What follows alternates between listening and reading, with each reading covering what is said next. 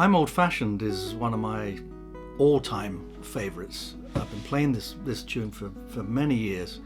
Really love it. And it came from a movie from 1942, like so much of this music.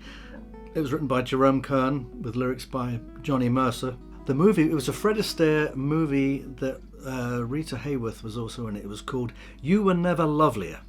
One of those typical kind of Hollywood 1942 glamorous, ritzy kind of movies. Incredible dance routines and everything. Again, jazz musicians adopted this because it was a well-known song of the time, pop song of the time. What I did with this, I wanted to have a real kind of open sound with this. I don't know what key it was actually written in originally. I'm not sure. I think it may have been E flat or F, but I play it in E, very guitar key, because I wanted to get some kind of very harp-like arpeggios, and also have some kind of dissonance, using open strings for dissonance as well.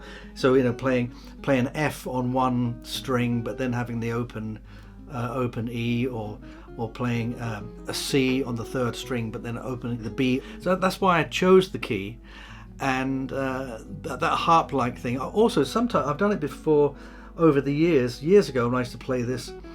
Sometimes at the end I used to go into a false harmonic thing of doing these kind of false harmonic arpeggios, but I don't do them as much now for a couple of reasons.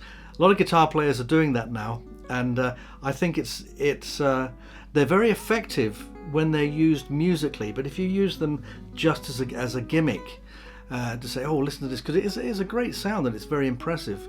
But I like to use it more as a harpist would use. So for me to get notes, see when a harpist does an arpeggio and then they get up to right up to here somewhere.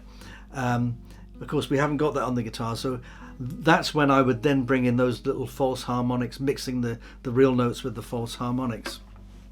But one of the things that's happened now is my eyesight's not as good as it used to be. To do false harmonics, you really need to know to be able to see where you're going, and sometimes I've made some terrible mistakes. So I'm a little bit wary about playing them at the moment in a live situation. Piano players have inspired me a lot and continue to, and this has got a very kind of pianistic kind of style to it. Very much, with the left hand, there's some stride things going on.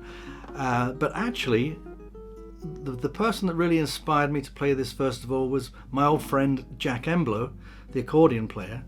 And the person that inspired him was his kind of Hollywood counterpart, Frank Morocco.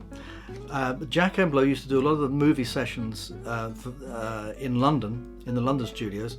And Frank Morocco was he was the accordion player in Hollywood for the LA studios. So they became very, very good friends, but Frank was just a little bit before Jack, and so Jack took a lot of inspiration from him. Eventually they became very good friends, and they just continued to inspire each other. They're both musicians, both accordion players that you would have heard many times in movies. If you ever saw the movie The Godfather, all the accordion in that is Frank Morocco, and as I said, with all of the Henry Mancini movies, any accordion you hear in those, including the Pink Panther, all of those, that's Jack Emblow playing that. But actually, listening to the accordion, I learnt a lot. This is why it's important to